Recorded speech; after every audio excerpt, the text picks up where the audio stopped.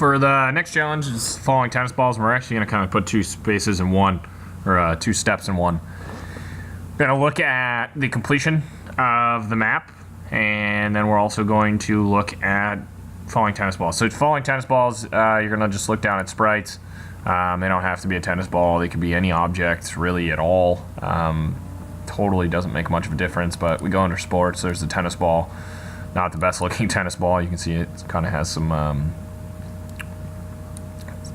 deteriorations in the contrast there. But anyways, looking at the tennis ball, what we're going to do is we're going to be working on the program. So these we just want to kind of magically fall from the sky. So kind of looking at these, what we're going to do is we're going to actually use the same line of coding that is used, I guess you could say, used for any of these objects here. So what we're going to do is we're going to look at this line of code here. So we're going to hide and then show and go from there. So when we click the green flag, what we want to do is we want to actually have our object hide, right? So similar, very similar to this. We're going to hide, and then we want to forever wait a certain amount of time. Okay, so if we're looking at this,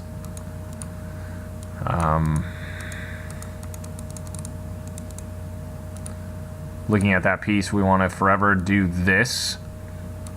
So what we're going to have it do is we're going to have an event, or actually a control, and we're going to say forever, and we're going to wait for this, create a clone of myself, and then what's going to happen. So basically after that, once that's forever done, when that clone starts, we want that clone to forever, and it doesn't really matter too much for what this is going to do. So similar to that of the basketball, we don't want it to actually go to a specific location. So what we're going to do to keep this kind of interesting is we're going to say go to, but we're going to tell it the X, the Y coordinate, but we're not going to tell it the X. So it's just going to magically fall. So we're going to put in motion, and we're going to go to, and we're going to say go to, and I'm going to leave the Y coordinates the same. So kind of the same drop spot as that. So 160. Is going to be my Y, and then I'm going to tell X, I'm going to make that just random. So I'm going to pick random, and it's going to be negative, can be anywhere from negative 240 to 240. So negative 240 all the way up to 240. And then what it's going to do is I'm going to take my looks, and I'm going to say show.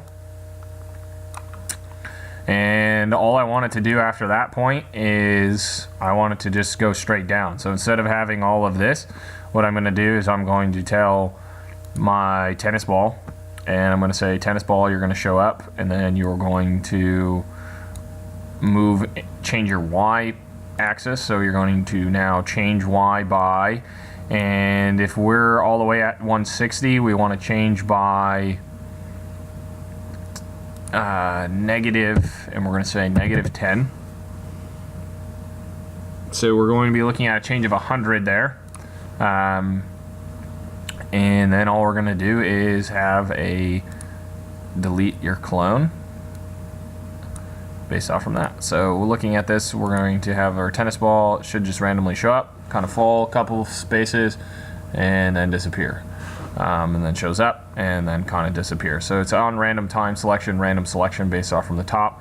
Again, if you want it to fall longer, farther, faster, things like that, you can always do that, but these are just randomly created clones based off from where they are. So if you want it to change by 10, again, it goes into the kind of the speed thing. So by negative 50, so then you're looking at a 500 net change. So now you're going to look at tennis ball. Tennis ball shows up, moves rather fast and rather far. Again, you're looking at positive 160 to negative 160. So those are kind of your bounds that you have to use. But I did like the negative 10. Maybe just change this by now 20. So now you're switching by a little bit different, and it'll show up and then disappear.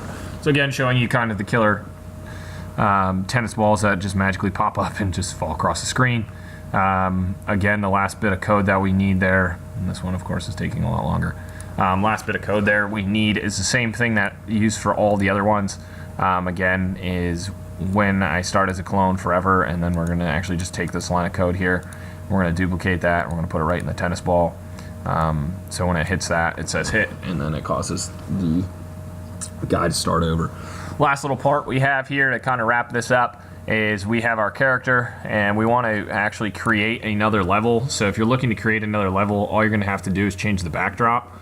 So what you're going to do with this is, if you want more levels, what you're going to do is you're going to say switch backdrop. So you're just going to say if touching the color green, so we're going to be underneath our little Pico guy here. So we're going to say, okay, I'd probably separate this one into its own line just to make it easier to kind of go back to. You're going to say if when clicked, and then you're going to say if touching, then what's it going to do? So we're looking at this color here, so we're going to be touching this color.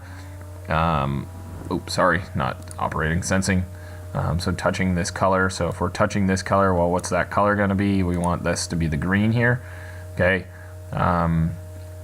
And pretty much, actually, what I could have done is wherever I had my smiley face kind of coded in, you could have just used the same thing. So instead of if smiley face, actually I can just throw all that out. If touching green, then what we wanted to do is we want to just switch backdrops. So we're going to switch our looks here. Switch backdrop to, and then if we had another backdrop, so we just say next backdrop. And then we're going to go to our specific locations. So if we say start in the same place, totally depends on what backdrop you have next. You could start in the same place, not be in the same place. Totally doesn't make much of a difference, but 210 and then negative 120 kind of give you a second to kind of reestablish yourself before everything gets started. And then you could have a whole nother level here. So this is how you're going to continue on. Having multiple levels is definitely by this line of code. That's definitely something that you can use to clean up with. So again, this is how you add random falling objects along with creating a new level.